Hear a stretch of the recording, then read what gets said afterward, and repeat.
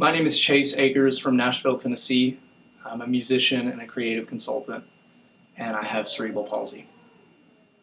I was born 3 months premature to my mother, whom doctors told that I was going to die because my head was pushing against her cervix, and she was in labor 3 days before the doctors believed her.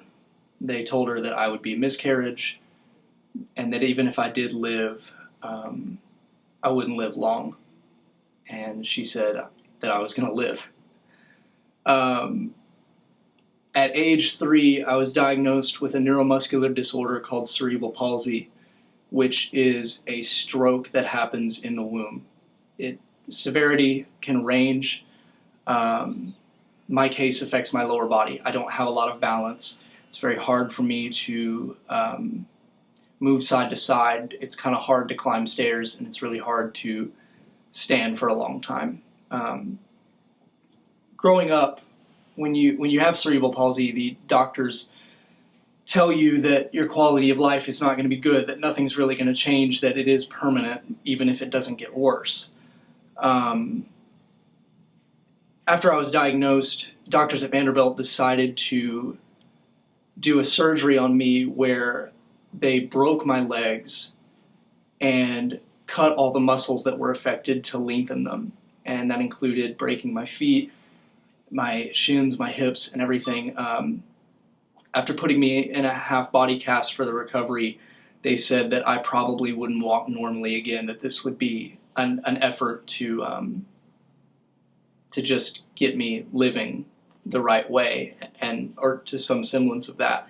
And so I spent the majority of my life, my early years, my adolescent years, just believing that nothing would ever really change, because I was just going to be the guy with a disability, the kid that can't play football or whatever.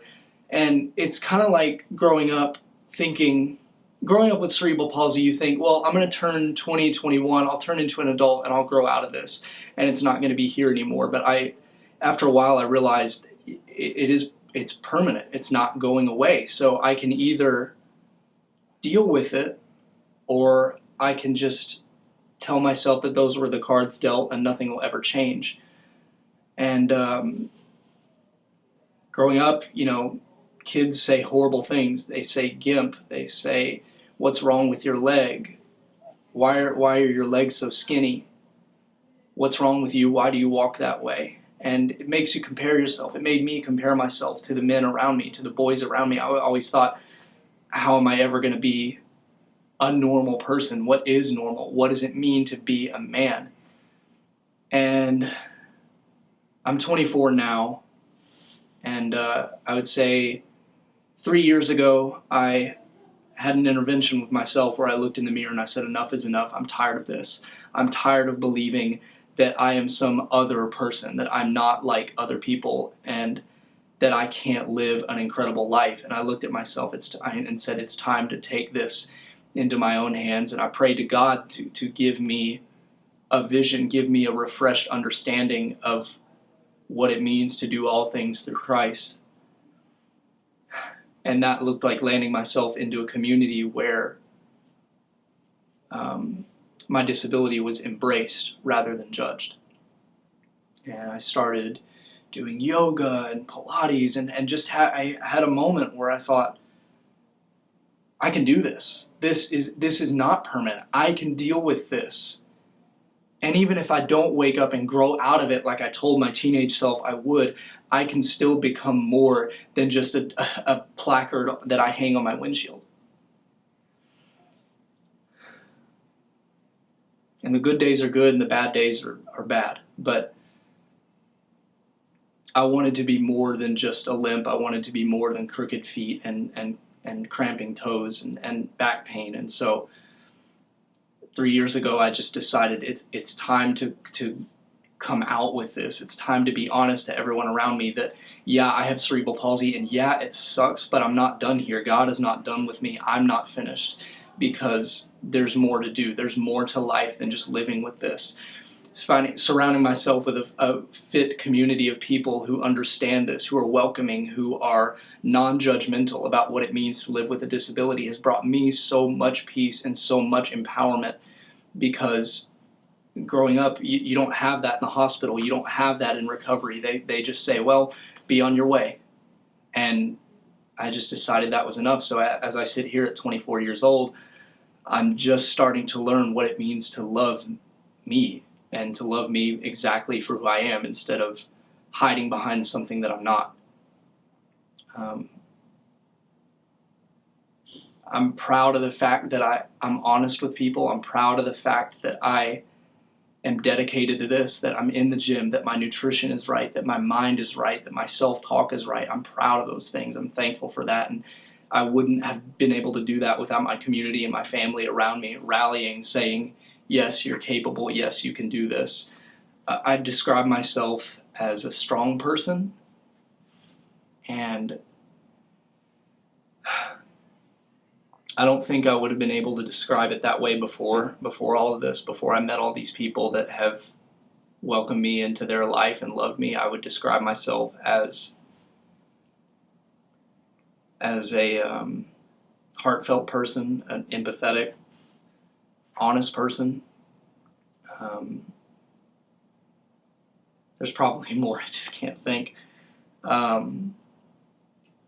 I think if I could go back to like the 5-year-old Chase that was wondering what was going to happen, I would probably tell him, just stay the course and keep going strong, because it doesn't matter what people say. It doesn't matter what people think. It doesn't matter what people understand about this or not.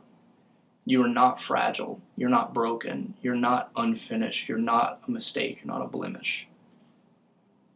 And I probably wouldn't have spent so much time wondering if I could actually do something about it. I would tell my younger self that it's okay to cry. It's okay to be emotionally vulnerable with other people and not push them out for fear of being rejected.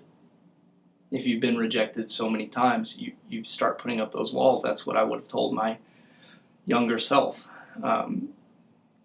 Let people in, because that's the first step to being empowered, to being completely who you are, is to let other people in and let them see everything, every messy thing. I'm a total badass at life, because since that day, that intervention I had with myself, I haven't let this stop me from trying anything. Even as a kid, I just wanted to do everything. Anything I could get my hands on, I'd want to do it. I'd want to study it. I'd want to jump out of a tree. I'd want to go mountain biking. I love riding motorcycles. I love working out. I love using my body for what it was intended, even though that a bunch of doctors said it would never do this, this, and this. I've done all of those things. All of them, and there's so much more to do, and I can't wait, because now I love my life. I absolutely love it, and the people around me, the things I'm surrounded with, it means all the more to me that there were people around me loving me enough to be patient, to come out with this and say, yes, I have cerebral palsy, yes, I'm in pain, but I'm not done yet. I'm not through yet, because I've got things I want to do.